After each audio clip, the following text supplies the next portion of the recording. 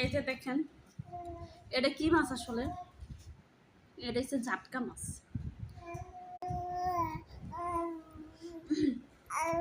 এটা কি মাছ? এটা হচ্ছে জাটকা মাছ। মানে জাটকা আমার মানে মানে হচ্ছে ইলিশের বাচ্চা। তো ইলিশ হচ্ছে আমাদের জাতীয় মাছ। জানতে আমার খুব ইচ্ছে করে যে ইলিশ কেন জাতীয় মাছ দিল, ইলিশ কেন জাতীয় মাছ।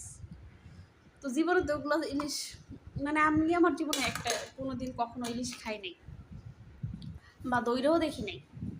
তাহলে জাতীয় মাছ কিভাবে হইল? আমি না, আমার মনে হয় যে বাংলাদেশে অনেক অনেক ফ্যামিলি পাবেন যারা কখনো ইলিশ খাইছে না।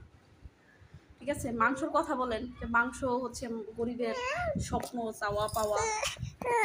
আরে বাপরে বাপ, ভিডিওতে কেমনি পোলাপান নিয়ে যে ভিডিও করে আর এত ডকডাক করে আমি জানি না।